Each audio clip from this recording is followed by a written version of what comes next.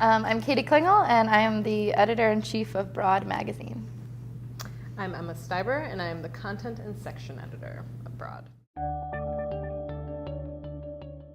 So Broad magazine was created, almost 4 years ago now, through Curtis and Brandy?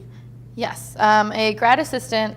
He started off as a grad assistant. He now works in the Office of Student Development, Curtis, Maine. He and his fellow friend, Brandy Madrid. It was just through the WSGS, so the Women in Gender Studies online department site. Funny enough, it's a feminist magazine, and it was a one-man show. But, I mean, like, really? He's like the epitome of a feminist, though. Oh, yeah. There are 4 full-time staff members, like 7 columnists that contribute every month. Yeah. But then we regularly work with other people around the world, really, that contribute. We try. Our Facebook page is honestly kind of the best way to get more information on that, and the link is in there too. Yeah, we have the links on,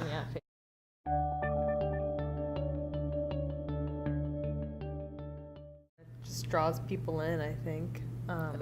For starters, I mean, there's many. That we specifically say, like, art, poetry, articles, anything, is that everyone expresses themselves in different ways. We also want to make it as open to whatever voice that. We have a senior who has her own radio show on WLUW.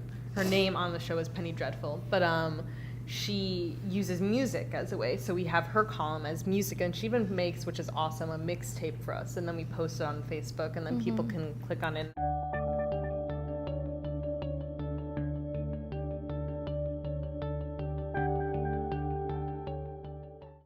There's some really amazing artwork. Yeah.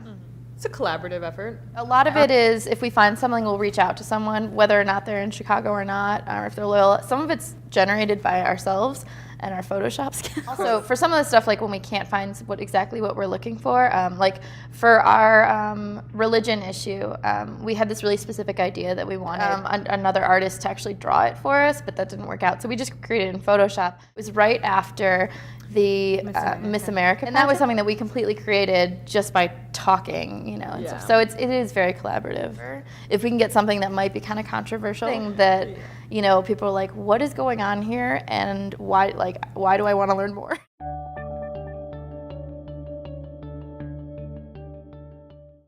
So one of the principles of Broad is that everyone's voice should be represented, even if it's something we don't agree with. Broad is not just a magazine; it's not space. Even though it's not physical space, it's a space for people to discuss and talk, and even to include professors. So it kind of creates, I think, a communal pot for professors and students alike. Like, I think we really want to promote that. We have writers from all around the world. We have writers of all different ages. People that wouldn't normally come together to discuss these types of things are able to do so through this format. Usually at the beginning of the school year, so we came up with the list for each month we want to plan out. We repeat the ones that are the most popular. Like our next one's Living in Color, and so it's one of those things that's so important. And so we know that, like, broad love was a really huge issue, LGBTIQ was a really huge issue, and then we've added some that we think were excluded. Yeah, and the issue of men, that's a really popular one too, which I'm excited for. Men. Yeah, we include men. Collaboration is one of the biggest ones for me. Collaborative, transgressive, open, voice. Platform. Voices. Voices. Yes, Voices is actually a better one,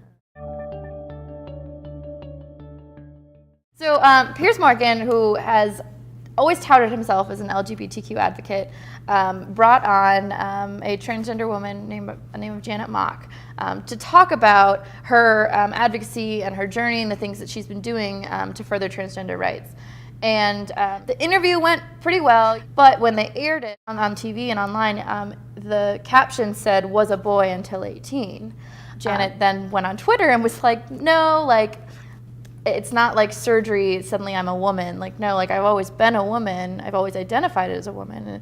And just the Twitter war that broke out was horrible. He's like, I'm on your side, you dimwits. Like, so anyway, so then he had her back on the show that night that was like, let's settle this. And he continually refused to let her describe her own identity in her own words. And so that was kind of the issue that was going on. And yeah, it was just a very antagonistic response. The dominant ideology doesn't need to be your ideology. Like there are others.